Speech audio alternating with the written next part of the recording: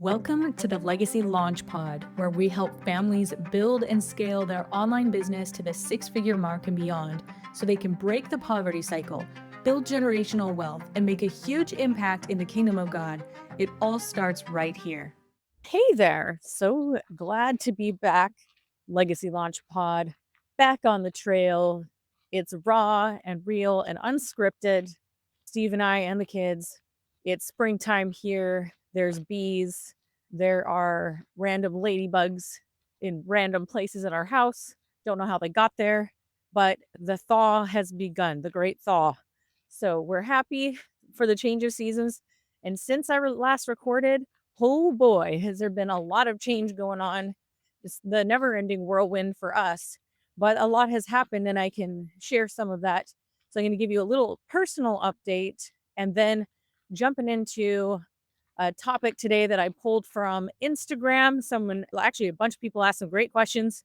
So we're going to talk today about how to continue growing your business, even when you need to take a break, and what all encompasses with that. So we're thinking about it. We're going to walk and talk, and it'll be top of mind. So, first, a quick little personal update.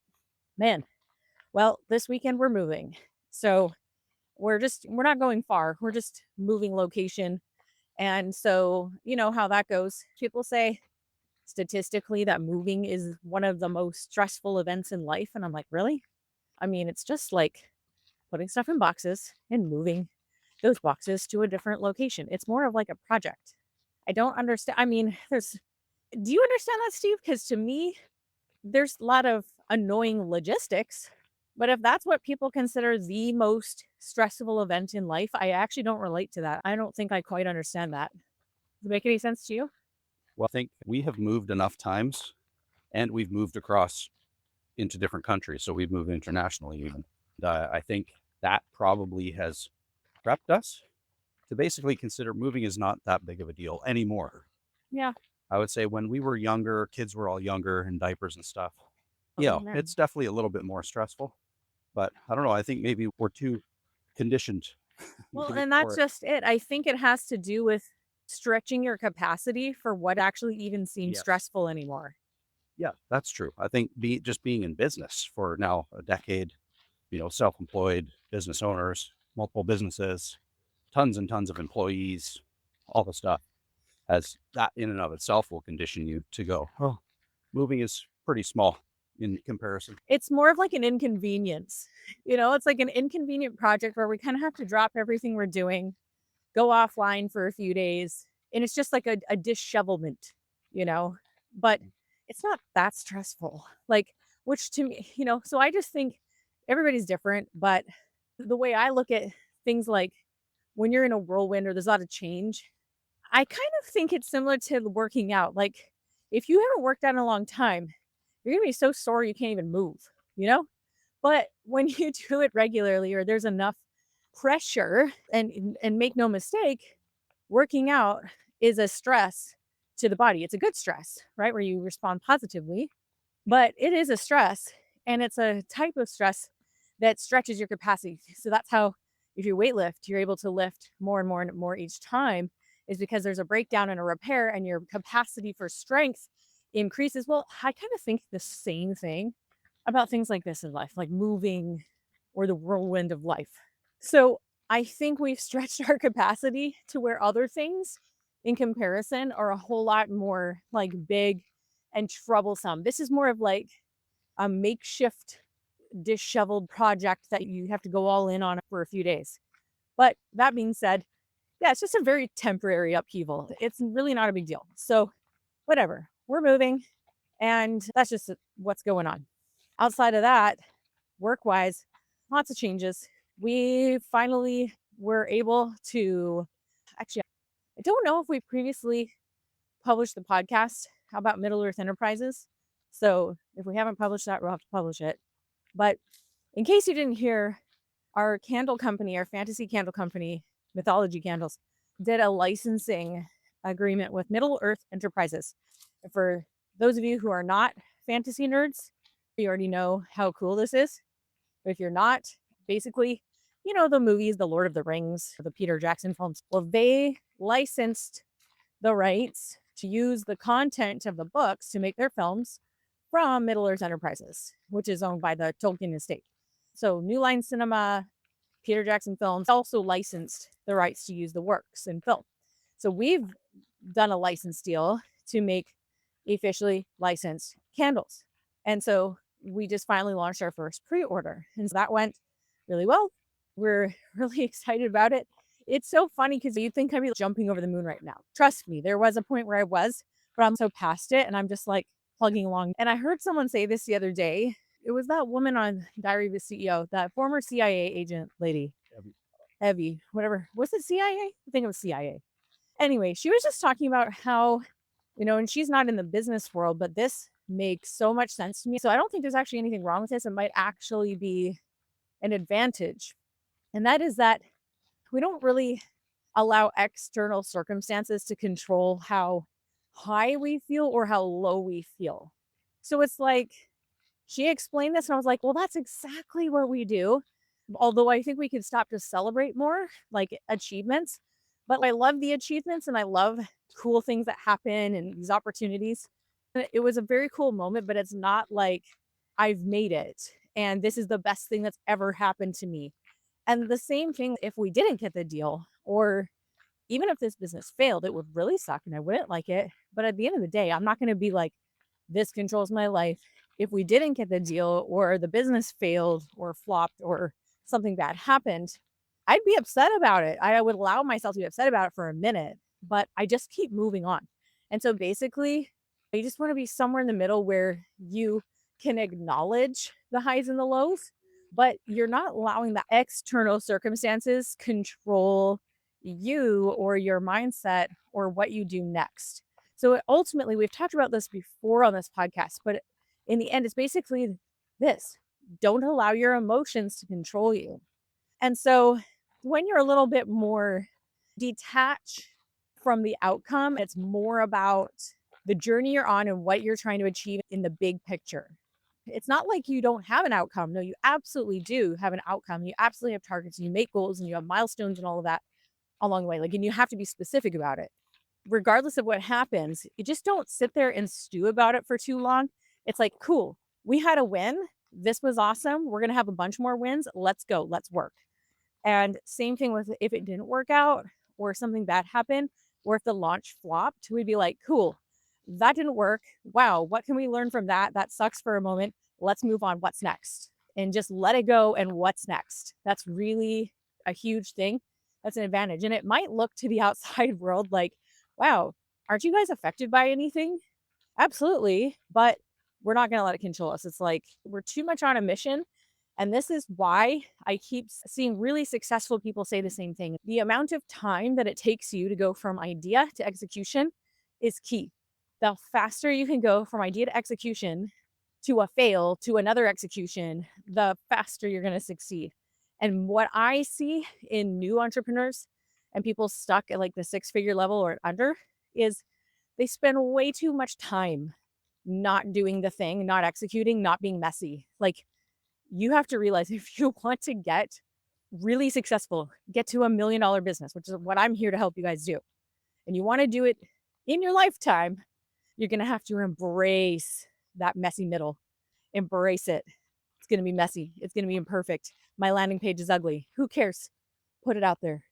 Who cares? You can optimize all of that stuff later. And that reminds me, here's a great quote that I saw. I'm not sure who said it, but I wrote it down. It says, be impatient with the actions and patient with the results. Be impatient with the actions and patient with the results. So that kind of sums up what I'm talking about here. So it should not take you forever to get something out the door. If it is, you're doing it wrong. Like, I started a free Facebook group yesterday. Took me one afternoon to put it together. I did it quickly. It's not perfect.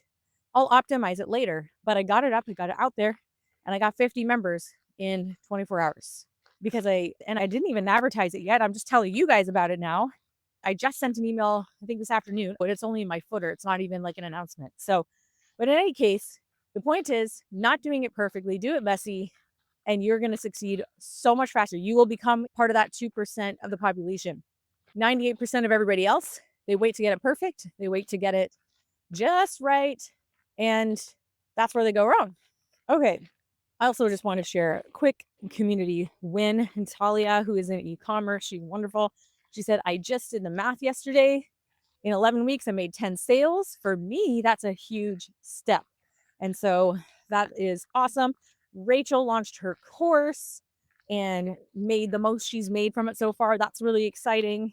And Amanda sat down and made a life decision with her husband to capitalize on the resources they have and start selling their all natural hormone and vaccine free meat direct to consumer. So that was really exciting for them. So I just want to share some of those community wins with you guys. Just want to celebrate you. So, topic of the day, I will answer a question. It's from a student of mine, actually. And I thought this would be helpful for everybody. Her question was, how do you keep your business going or growing when you also need to take a break? And in her case, this is really valid because she's pregnant right now. And I think it's her number 6, maybe 7, not sure.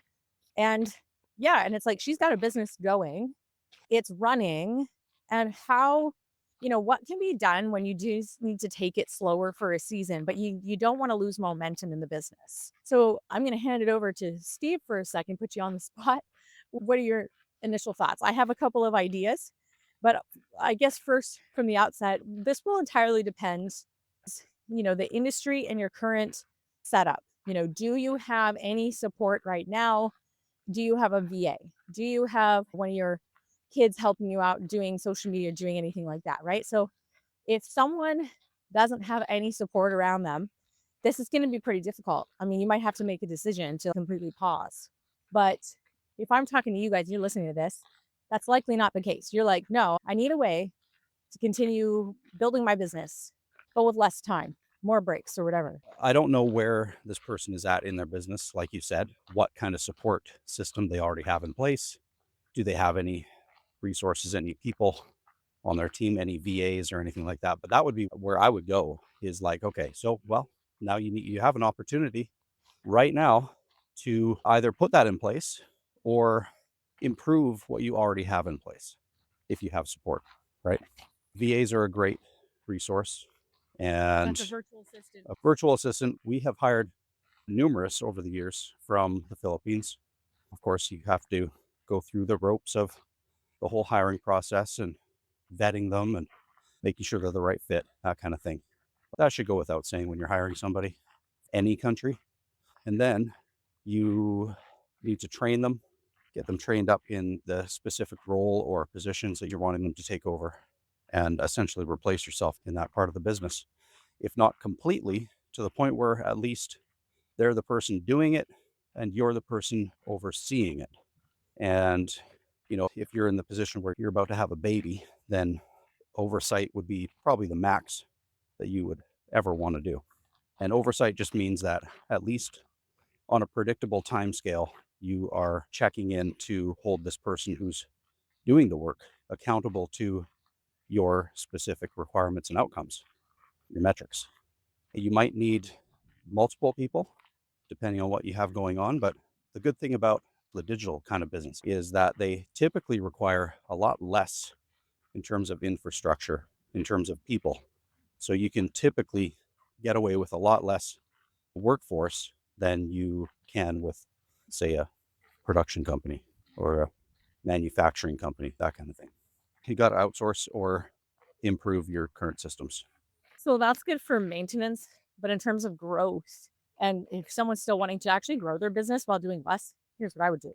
And because this is not somebody who's just starting out from scratch with no followers, she's got customers already. She has plenty of social media. She's already built up. She has a following.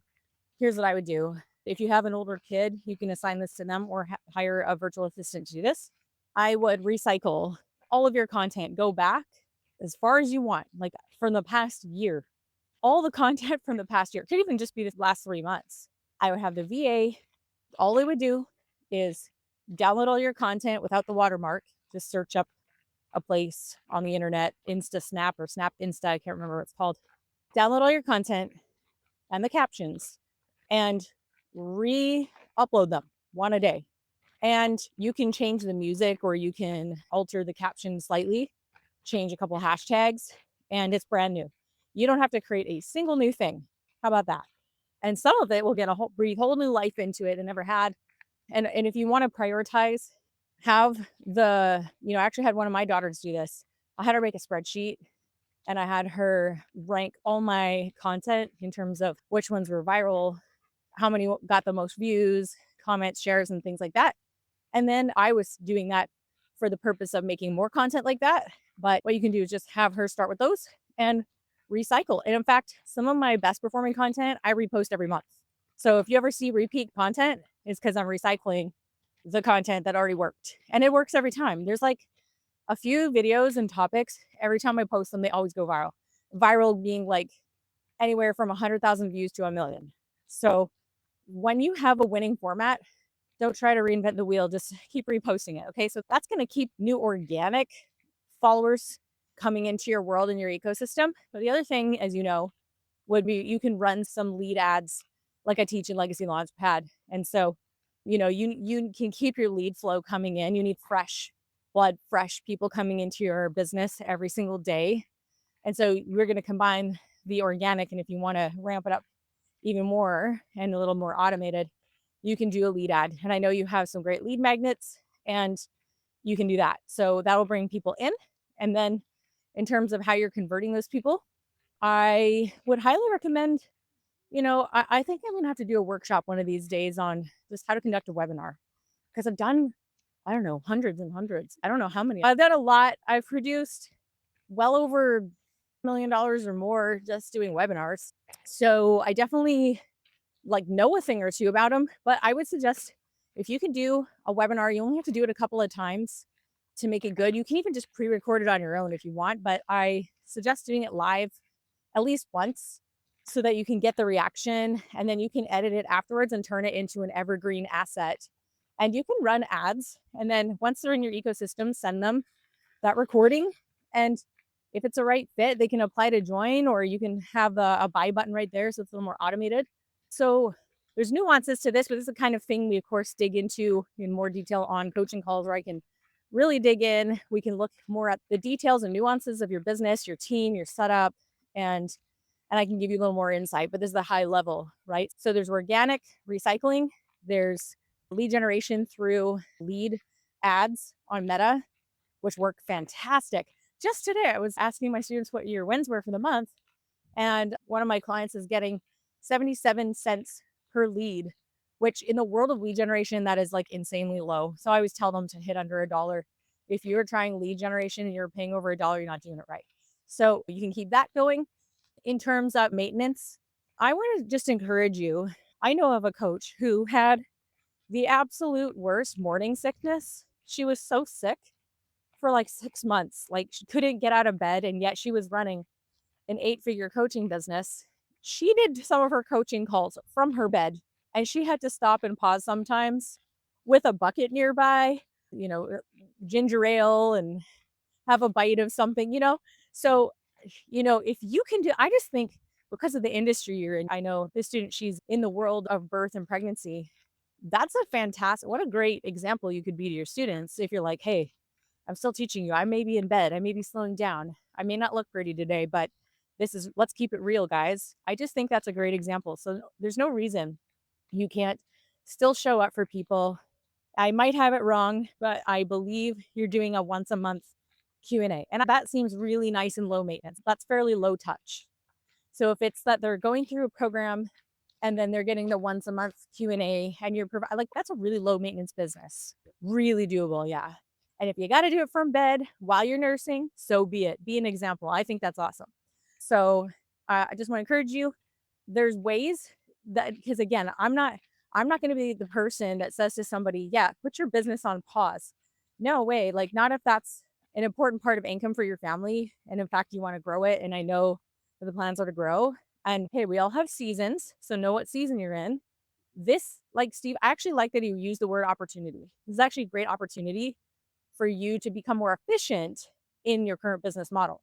So if you can automate more, and I'm not a big fan of let's try to automate everything. Well, no, people don't buy from automations, they buy from people. So that's not the ultimate target. But if you can get 2 or 3 times more life out of the content you've already made, if you can automate some of the new lead flow coming into your ecosystem through ads, and then you just create a repeatable sales process, that's what we teach, in your business that works over and over and over again, whether it's through a pre-recorded webinar or some kind of other automated system where people can spend quality time with you, even if it's not in real time, then they can make a good decision and feel like, yeah, I want to learn from this person. This is right for me. And then you just cut all of that, in-person one-on-one time out. And that part is automated. And then you show up once a month. Okay. So this stuff takes maintenance. It takes a bit of tweaking. There's a little bit of work that goes into it to get that all running. But you're in the Legacy Launchpad program, so you have everything you need.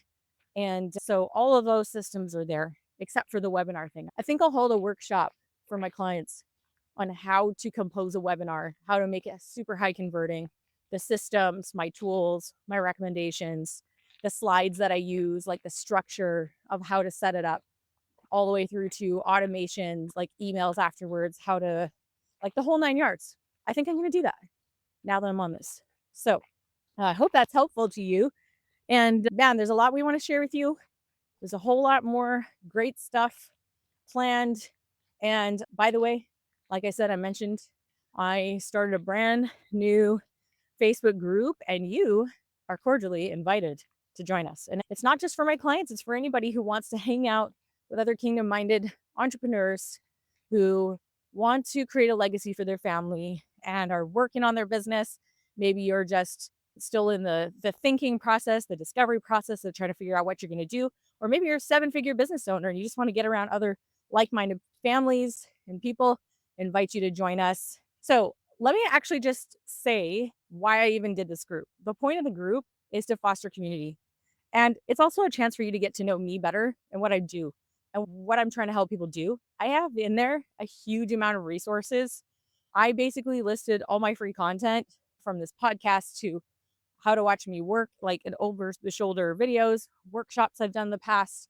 There's tons of free content there. I plan on doing some special live events inside that group. Like, won't be posting it publicly, it'll be in the group. So little mini master classes just for group members. And it's ultimately a place we're going to foster new community and friendships. Who knows? Maybe we'll even set up some live events that are in person eventually. I really look forward to something like that. So once again, if you want to join us, send me a message on Instagram, DM me the word group, or post the word group on any post, and it will send you the link.